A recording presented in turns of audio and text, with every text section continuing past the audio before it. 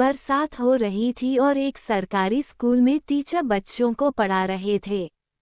पढ़ाते पढ़ाते सोचा क्यों ना बच्चों से थोड़ी बातें की जाए और उन्होंने अपनी जेब में से 100 रुपये का नोट निकाला और पूरी क्लास को दिखाया और बच्चों से पूछा, अगर ये 100 रुपये आपको मिल जाए तो आप क्या खरीदोगे। तब तमाम बच्चों ने अलग अलग जवाब दिए। क्लास में एक आखिरी बच्चा बचा था जिसको जवाब देना था। तब वो बच्चा अपनी जगह खड़ा हो गया और जवाब दिया कि सर, मैं अपनी माँ के लिए चश्मा लेकर आऊँगा। तब टीचर ने कहा कि तुम चश्मा क्यों लाओगे, वो तुम्हारे पापा खरीद लाएंगे, पर तुम अपने लिए क्या लाओगे ये बताओ। उस बच्चे ने कहा कि मेरे पिताजी नहीं है, मैं अपनी माँ के लिए चश्मा ही लाऊंगा। और कहते कहते वो रोने लग गया। और फिर उस बच्चे ने कहा कि मेरी माँ दूसरों के यहाँ साफ सफाई का काम करती है और जैसे तैसे हमारा घर चलता है।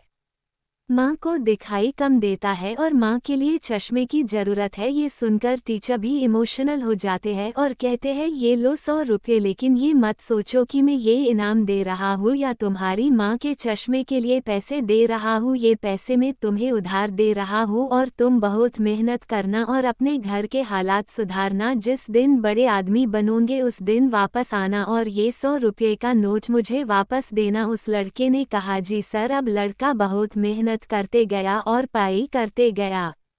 20 सालों के बाद में वही इतिहास दोहराता है। बाहर बारिश होती है और सरकारी स्कूल में क्लासेस चल रही होती है। तभी एक लाल बत्ती वाली गाड़ी आकर रुकती है और कलेक्टर साहब उसमें से बाहर उतरते हैं। तभी पूरा स्कूल चौकना हो जाता है और सब लोगों को लगता है कि आज तो चेकिंग होने वाली है। सब अलर्ट पर रहते हैं और जो कलेक्टर साहब होते हैं वो एक टीचर का नाम पूछते हैं और सीधे उसी क्लास में जाते हैं जहां बुजुर्ग टीचर जो समझ नहीं पाते हैं कि कलेक्टर साहब उनके सामने खड़े होते हैं।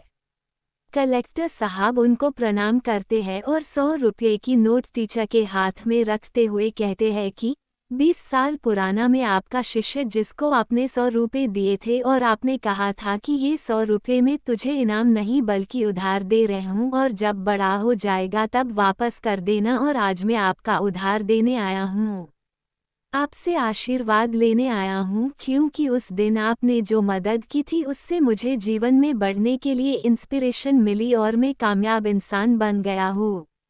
लाइफ में अगर आप अड़ जाए डटे रहे तो आप अपने हालातों को बदल सकते हैं और उस जगह पर पहुंच सकते हो जहां पर पहुंचने के बारे में शायद आप सोचते हो।